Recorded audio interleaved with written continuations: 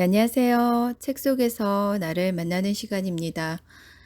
계속 장맛비가 오다가 이렇게 이제 비가 오늘에서야 좀 그쳤는데요. 햇볕이 뭐 반짝반짝 나지는 않지만 그래도 이제 비가 그치고 나니까 좀 살만한 것 같아요. 계속 이렇게 눅눅하고 막 그랬었는데 지금 이제 조금 보송보송해지는 것 같아서 기분이 좋습니다. 오늘 낭독해드리려는 책은요. 티벳의 즐거운 지혜라는 책을 제가 골랐어요. 이 책의 저자는 달라이라마 이후 세상이 주목하는 티벳의 명상 스승이자 세상에서 가장 행복한 사람이라고 내신경 학자들이 판단한 용게이 민규르 림포체의 삶을 변화시키는 즐거운 안내서라고 하는데요. 이 책은 다소 어렵게 느껴질 수 있는 인간 존재에 대한 통찰과 명상의 세계를 겸손과 재치로 친절하고 유쾌하게 안내한 책입니다. 이 책은 일상의 삶에서 수시로 생겨나고 시공을 초월해 존재하는 불안의 문제에 초점을 맞췄는데요. 불교의 통찰과 수행을 바탕으로 매일의 삶에서 일어나는 도전에 대응하는 구체적인 방법을 제시한 책입니다. 삶의 변화무쌍함을 이해하고 그 변화를 받아들임으로써 우리가 자유에 다다를 수 있음을 보여줍니다. 이 책도 류시환님과 김소양 씨가 이렇게 옮긴 책인데요. 류시아 씨가 옮긴 책을 이렇게 보면은 이런 종류의 책들이 굉장히 많아요. 시집 같은 경우에도 저는 류시아 씨 시를 좋아하거든요. 학교 다닐 때부터 굉장히 좋아했었는데, 그때 당시에 뭐 제가 뭐 이런 게 깊이 있는 거를 알지는 못했어도 마음적으로 읽으면은 뭔가 이렇게 딱 와닿는 부분이 많았었던 것 같아요. 그때부터 류시아 씨 시를 읽으면서 삶의 뭐 허물할까 뭐 이런 생각들을 많이 했었던 것 같아요. 지금도 가끔 이렇게 열심히 하루하루를 살지만 살다 보면은 마음이 좀 공허해질 때가 있잖아요. 내가 열심히 무언가를 하고 성취하고 하는데도 그럴 때는 가끔 이 류시아 씨가 번역한 이런 책들을 한 번씩 읽어봐요. 그러면 그 안에서 조금 거기에 대한 뭐 해답이라기보다는 뭔가 이런 그 마음의 안정을 좀 찾을 수 있다고 해야 되나요? 저는 그렇습니다. 자, 책 속으로 한번 들어가 보겠습니다. 마음의 문제와 친구 되기. 1년에 한두 권씩 명상서적을 번역 소개하는 것을 이번 생에서 나의 업이자 역할로 삼고 살아온 내가 이번에 소개하는 책은 티베트 불교의 새로운 세대를 대표하는 용게이 민규르 림포체의 최신작이다. 영혼의 땅이란 뜻의 마나술루 히말라야가 바라보이는 네팔 누브리 계곡에서 태어난 민규르 포체는 티베트 밖에서 교육받은 티베트 불교에 떠오르는 별이다. 겨우 3살 때 그는 17세기 명상 수행자이며 대학자인 용게이 민규르 도르제의 7대 환생자로 밝혀졌다. 영적 분위기에서 성장한 민규르는 아무런 가르침을 받지 않았는데도 어려서부터 혼자서 집 뒤에 히말라야의 동굴로 올라가 명상을 하곤 했다. 극도로 예민한 감성을 지닌 탓에 공황장애와 소심증, 대인 공포증 등으로 얼룩진 유년기와 청년기를 보내야 했지만 그는 그런 마음의 문제를 오히려 자신의 참 본성을 깨닫는 도구로 삼을 수가 있었다. 민규루가 어린 시절부터 자신을 괴롭혀온 두려움과 불안에 대해 털어놓자 살자이 림포체는 말했다. 그대의 마음은 멀고 외딴 길이라네. 그리고 불안과 두려움 등은 산적들이지. 그들이 거기 있다는 것을 알기에 그대는 여행을 두려워해. 아니면 깨어있는 마음을 호의대로 고용하는 방법이 있겠지. 하지만 문제들은 항상 그대보다 더 크고 강해 보일 거야. 가장 좋은 선택은 현명한 여행자처럼 되는 일이라네. 자신의 문제들을 자신과 함께 가도록 초대하는 것이지. 이봐, 두려움, 나의 호의대가 되어줘. 내가 얼마나 크고 강한지를 내게 보여줘. 그대의 문제들을 호의대로 고용할 때 그것들은 그대의 마음이 얼마나 강한가를 그대에게 보여줄 거야. 이런 식으로 민규르는 당대의 스승들로부터 많은 지혜를 배웠다. 마침내 그는 감정과 생각들은 나의 자각이라는 창에 투영된 나의 참 본성의 반영임을 깨달았다.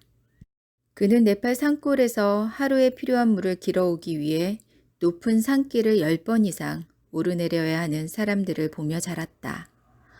서양에서 처음 명상을 가르칠 때 그는 문명의 편리함을 누리고 있는 서양인들이 네팔인들보다 자신들의 삶에 훨씬 더 만족하고 있을 것이라고 추측했다.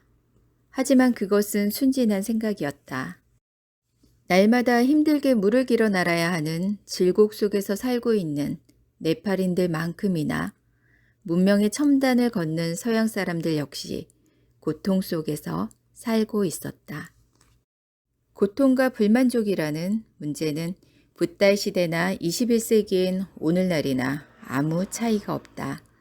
민규르 포체는 그러한 인간 조건에서 벗어나 마음의 근원적인 행복과 자유에 이르는 길을 소개하는 훌륭한 안내자이다.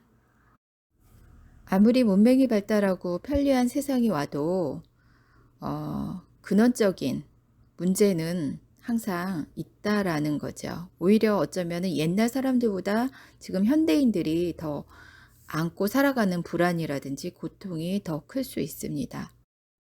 예전에 네팔에서 오셨던 스님이 계셨는데요. 지금도 아마 그 절에 계시는 걸로 알고 있는데 그 스님은 이제 어릴 때 네팔에서 태어났으니까 그 생활에 이제 완전히 적응이 된 상태에서 이제 다 성인이 돼서 이제 승려가 돼서 이제 우리나라에 오셨는데 저희가 같이 이제 산을 한번 갔었어요.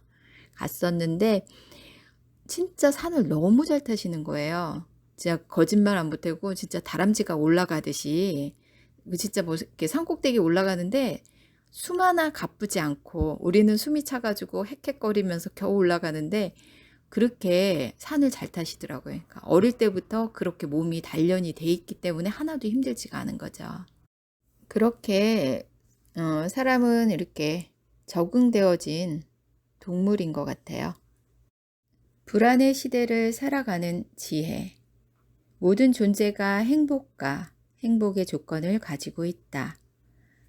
최근 북미 지역 순회 강연 중에 나는 명상을 배우는 한 사람에게서 이런 이야기를 들었다. 10세기의 어느 영향력 있는 철학자가 우리가 살고 있는 시대를 불안의 시대라고 이름 붙였다는 것이었다. 나는 그에게 물었다. 그 이유가 뭐죠?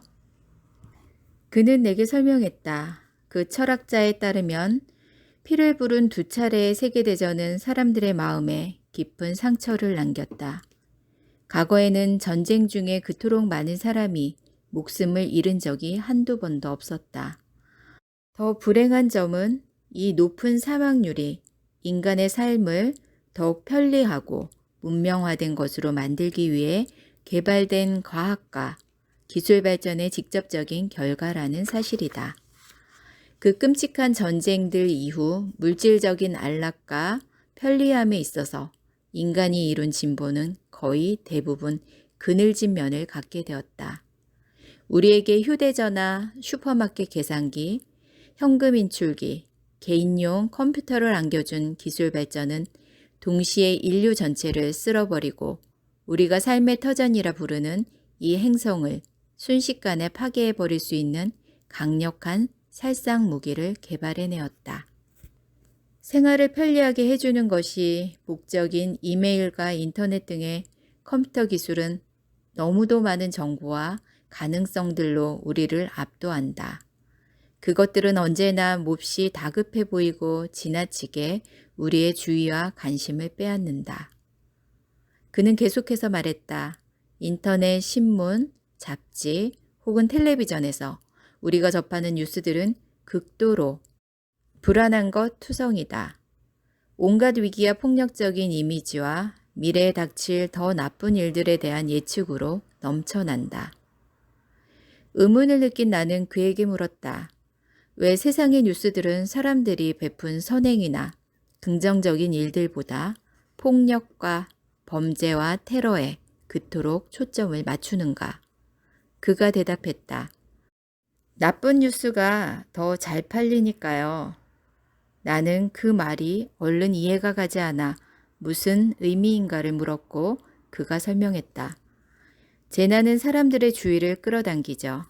사람들은 나쁜 뉴스에 더 끌리게 마련인데 삶은 예측할 수 없고 겁나는 것이라는 우리 마음 밑바닥에 가장 큰 두려움을 그것들이 확인시켜 주니까요. 우리는 미리 대비할 수 있을까 하는 생각에서 언제나 다음 순간에 일어날 나쁜 일들을 예측하죠. 그것이 주식시장의 붕괴이든 자살 폭탄 테러이든 지진이나 해일이든 간에 그런 것들이 생기면 우리는 역시 내가 두려워했던 게 옳았어. 이제 나 자신을 보호하기 위해 무엇을 해야 하지? 하고 생각하죠. 이 이야기를 들으면서 나는 그가 묘사하고 있는 감정 상태가 단지 현 시대만의 특징이 아님을 깨달았다. 2500년 역사를 가진 불교 관점에서 보면 인간 역사의 모든 장은 불안의 시대로 묘사될 수 있다. 지금 우리가 느끼고 있는 불안은 수십 세기 동안 인간 조건의 한 부분이었다.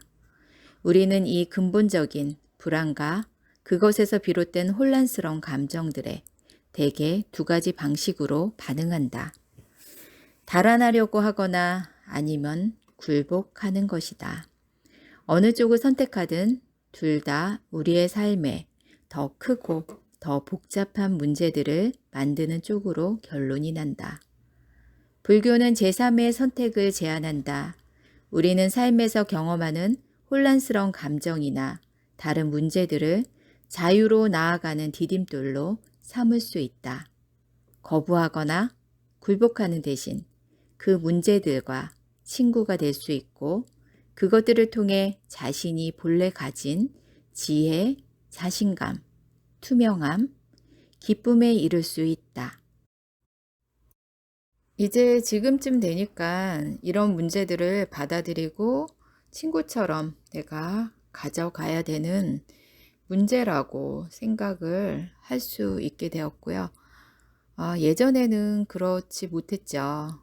왜 그런 문제들이 생겨야 하는지, 그리고 굉장히 고통스러워하고, 같이 간다는 것보다는 달아나고 싶고 그런 생각들이 더 많았어요. 그런데 어차피 도망치고 달아나 봐야 그 자리에 있더라고요. 그게 이제 세월이 흐르고 나이가 이제 조금씩 먹어가면서 이제 경험하고 느끼면서 이렇게 알게 된 부분인 것 같아요. 터널 속 한 줄기 빛. 인간 존재의 유일한 목적은 단지 생존만 중요하게 여기는 무의식의 암흑 속에서 한 줄기 의식의 빛을 밝히는 것이다. 달아날 곳은 없다. 욕망이나 그 밖의 감정들을 표현하면 할수록 표현되기를 원하는 것이 거기에 얼마나 많이 있는가를 깨닫게 된다. 처음 명상 수행을 시작할 때 마음속에 온갖 종류의 사념들이 갑자기 출몰하며 그것은 마치 세찬 강물에 떠내려오는 나뭇가지들과 같다. 그 나뭇가지들이란 바로 신체적인 느낌, 감정, 기억, 계획, 심지어 난 명상을 잘 못해 같은 사념들이다. 따라서 그런 것들에 휩쓸리고 나는 왜 명상을 잘할 수 없지? 내게 무슨 문제가 있는 걸까? 하는 의문이 드는 것은 매우 자연스러운 일이라는 것이었다. 어느 순간에라도 내 마음속을 통과하는 것들이야말로 내가 명상의 초점으로 삼아야 하는 바로 그 대상들이라고. 왜냐하면 그것을 통해 내 주의력이 깨어 있을 수 있기 때문이다. 산만한 마음으로부터 달아날 필요가 없으며 산만한 생각들이 나를 데리고 달아나게 둘 필요도 없다. 나는 마음속에 떠오르는 것은 무엇이든 그것이 생각이든 느낌이든 감각작용이든 나의 마음과 친해지는 기회로 삼을 수 있었다. 마음과 친해지기. 우리는 기꺼이 완벽하게 평범한 사람이 되어야 한다. 이는 자기 자신을 있는 그대로 받아들임을 의미한다. 아버지에게 명상 수행의 어려움을 고백했을 때 아버지는 내게 그 두 극단 사이의 중간길을 제시했다. 나는 산만한 생각들을 막으려고 노력하거나 그것에 굴복하는 대신 그것들을 친구로 환영할 수 있었다. 안녕 두려움, 안녕 초조함. 잘 지내니? 잠시 머물면서 우리 서로를 알아가는 게 어때? 생각과 감정과 신체적인 느낌들을 다정하게 맞아들이는 이 수행을 흔히 마음 챙김이라고 일컫는다. 여기에 해당하는 티베터는 드렌파인데 간단히 말해 자각하다라는 뜻이다. 사실 약간 놀라운 일이긴 하지만 당신이 마음과 친구가 되려고 할 때 마음은 무척 수줍어한다. 그토록 강력하고 견고해 보이던 생각과 감정들이 거의 나타나자마자 사라져 버린다. 마치 강한 바람에 획 하고 불려가는 연기 같다.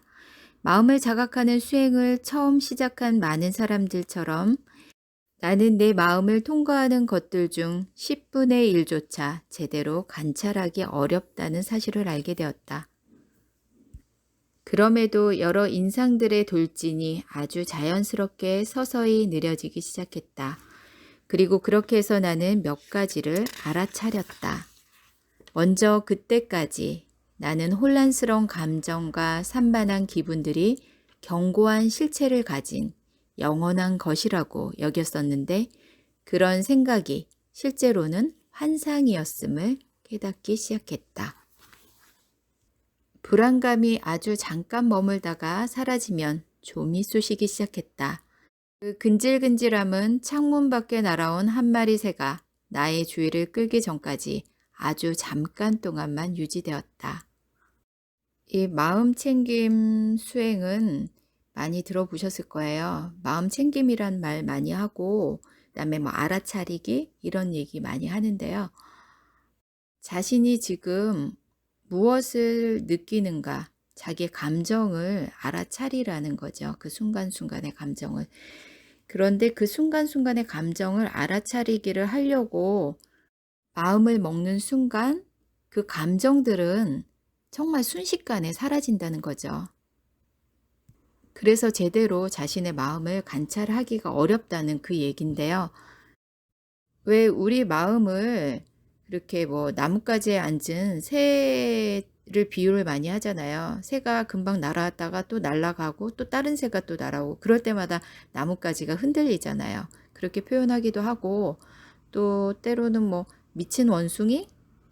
라는 말도 하는데 원숭이가 가만히 있지 못하잖아요. 한시를 가만히 있지 못하고 여기 갔다 저기 갔다. 우리 마음이 그렇다는 거예요. 그러니까 그런 마음을 이렇게 알아차리고 자기가 이렇게 들여다보고 하기가 처음에는 쉽지 않다는 얘긴 거죠.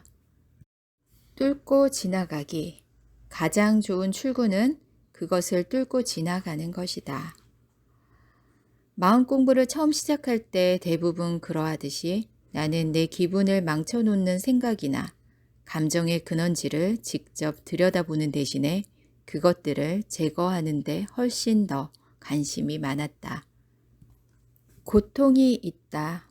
인간으로서 우리는 원하는 것을 얻지 못해서도 괴롭고 가지고 있는 것을 잃을까 봐도 괴롭다. 고통이 있음을 인정하기. 당신은 거리를 걸어가고 있다. 친구와 저녁 식사를 하려고 만나러 가는 중이다. 당신은 이미 무엇을 먹을지 생각하고 있고 그것이 배고픔을 느끼게 한다. 그런데 부퉁이를 돌아서자 사자가 떡하니 버티고 있다. 삶에서 어느 순간에든 불안하고 불편한 경험과 마주칠 수 있다는 사실을 단순히 인정하는 것만으로도 첫 번째 고귀한 진리의 본질을 이해한 것이다. 고통이 삶의 근본 조건이라는 점을 깊이 이해한다면 우리는 삶의 길에서 만날 수 있는 다양한 불편함들에 대해 더 잘 대비할 것이다. 자연적인 고통, 스스로 창조한 고통. 이것이 탄생함으로 저것이 나타난다. 자연스러운 고통은 삶 속에서 우리가 피할 수 없는 것을 전부 포함한다. 불교 경전에서는 이러한 피할 수 없는 경험들을 흔히 네 가지 고통의 바다라고 부른다.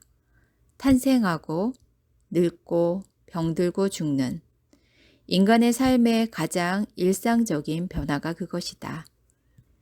사람들은 때로 내게 개인적으로 혹은 강연의 질의응답 시간에 탄생을 고통으로 분류하는 이유를 묻는다.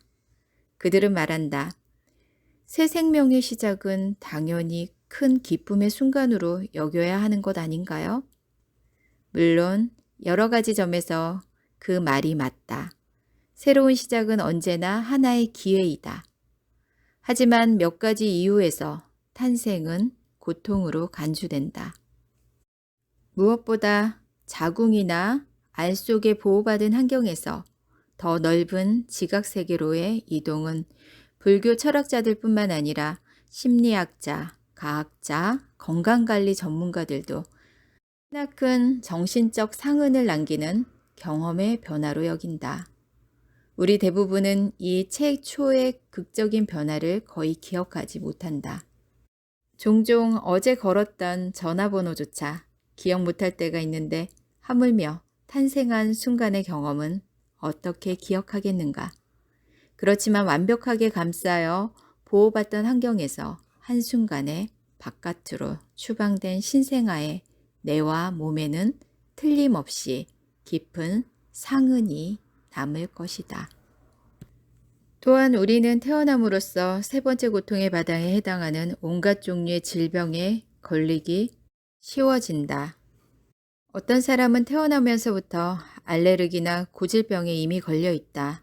또 어떤 사람은 암이나 에이즈 같은 심각한 질병으로 쓰러진다.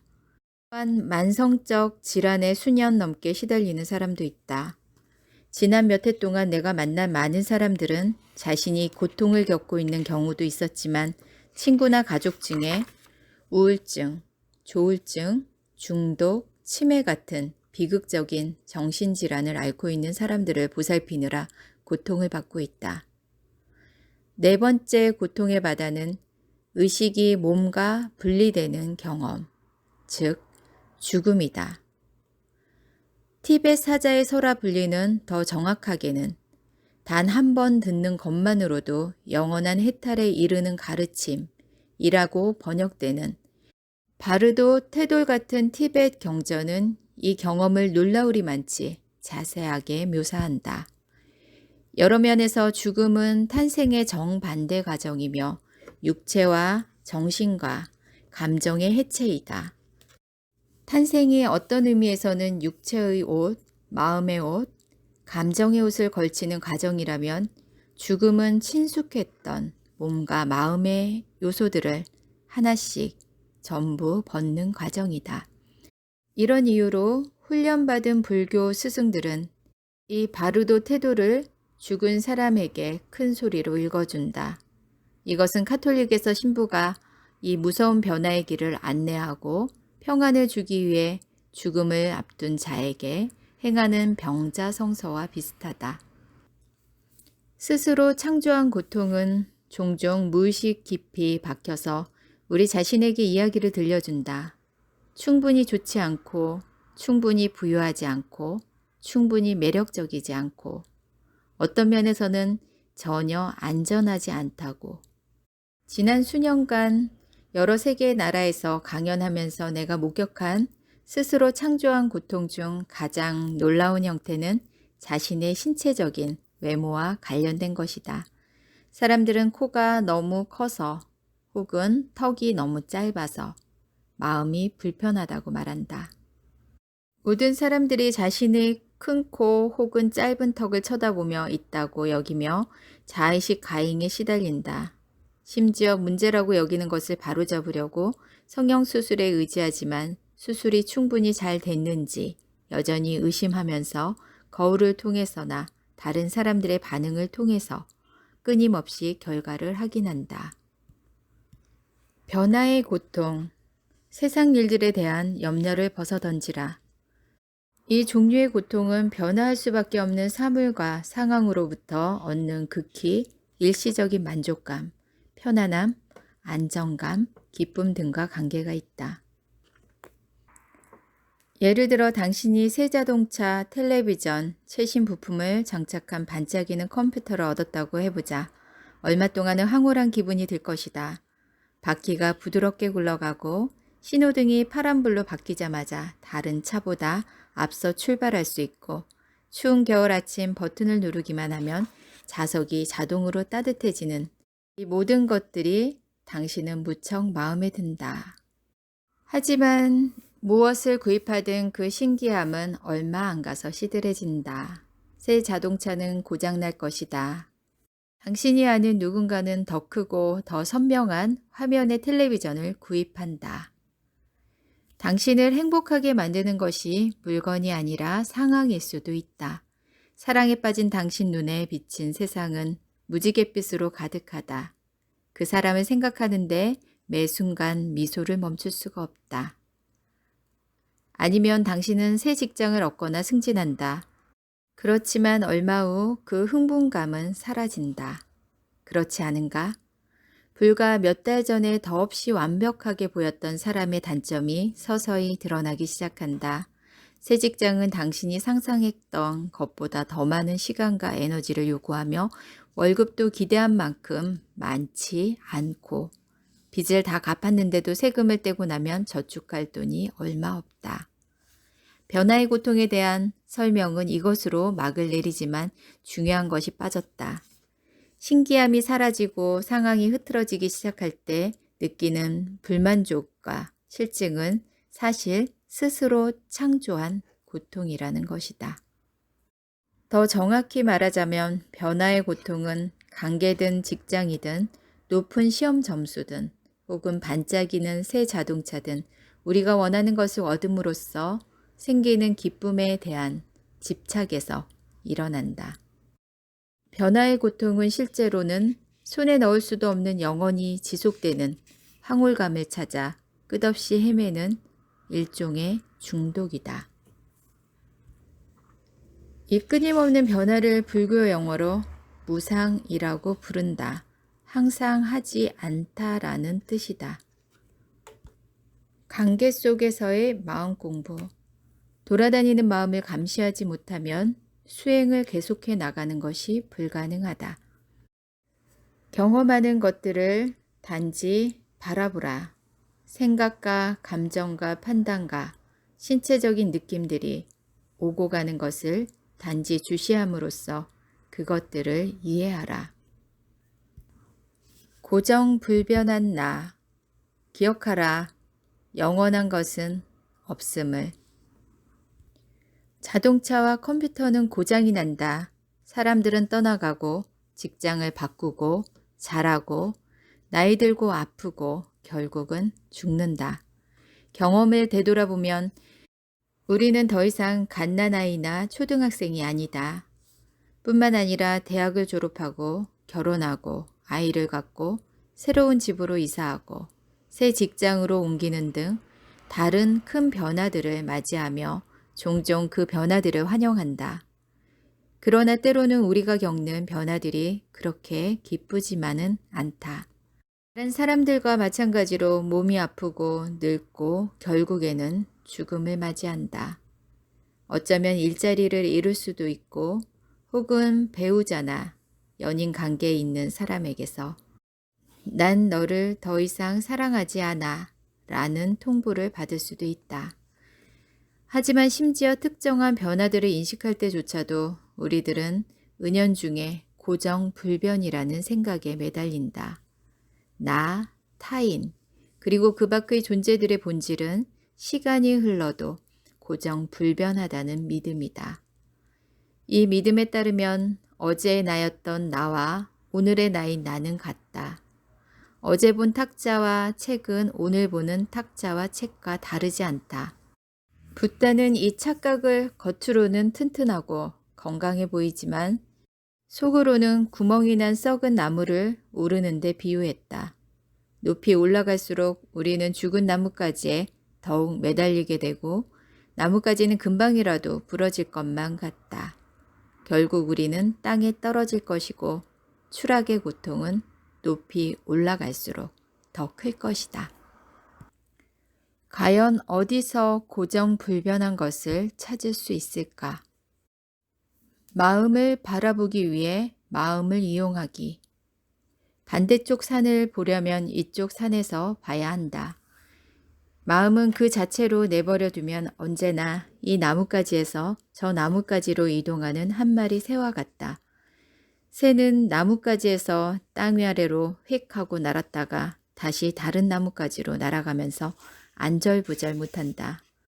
이 비유에서 나뭇가지, 땅, 다른 나무는 생각과 감정뿐 아니라 오감을 통해 전달받는 끊임없는 요구들을 가리킨다.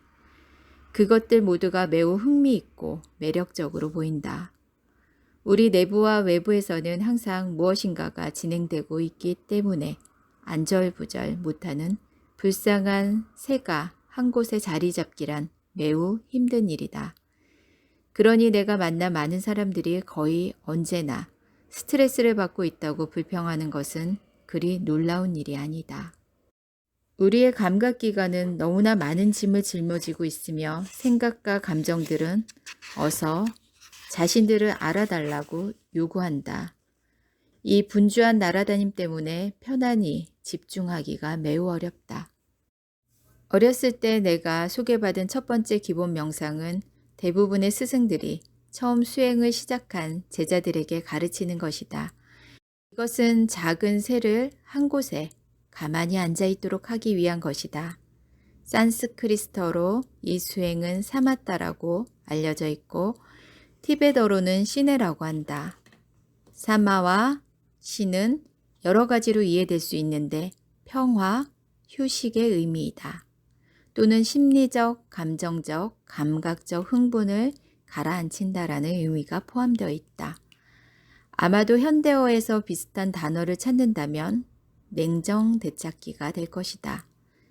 산스크리트어의 타는 티베트어의 네와 마찬가지로 머물다, 묵다의 의미이다. 다시 말해 사마타나 시네는 작은 새를 잠시 한 나뭇가지에 가만히 앉아있게 하는 멈춤 상태다. 혹은 냉정해진 상태를 의미한다.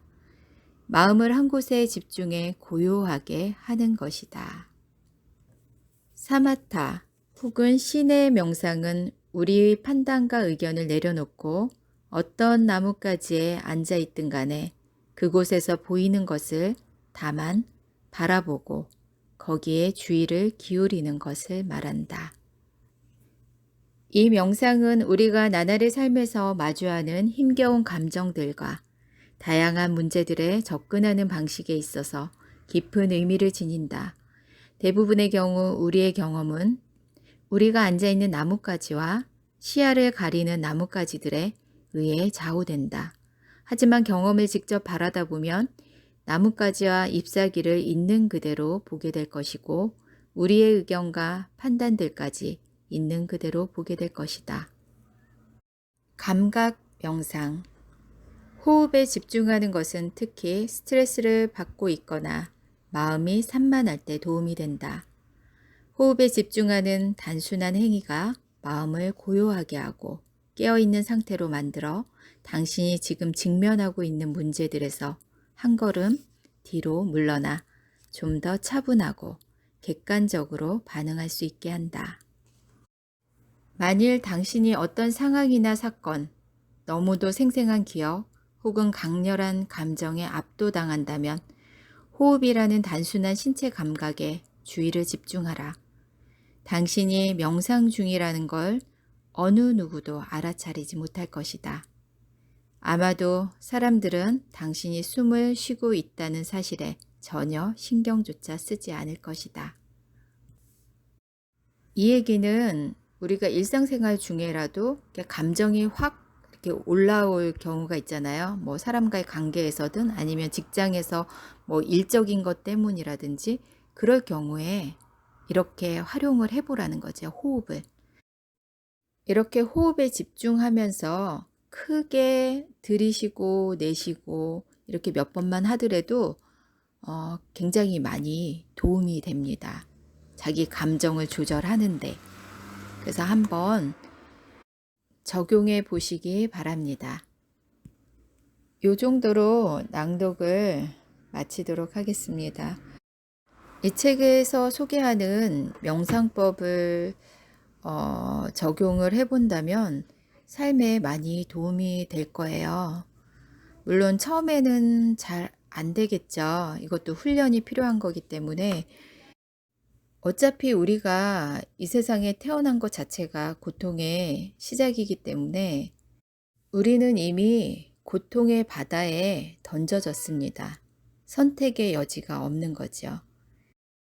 그러니까 그 바다에서 허우적거리느니 빨리 수영하는 법을 배워서, 아니 서핑하는 법을 배워서 오히려 그 파도에 허우적거리며 이렇게 휩쓸려 다니는 것이 아니라 파도를 멋지게 타고 그 스릴을 즐기는 쪽을 택하는 게 좋을 것 같습니다. 이 티벳의 즐거운 지혜 책에 그런 방법들이 나와 있어요. 그래서 구입하셔서 한 번이 아니라 여러 번 보고 그 방법을 내 것으로 터득하시기 바랍니다. 오늘도 즐거운 날 되세요.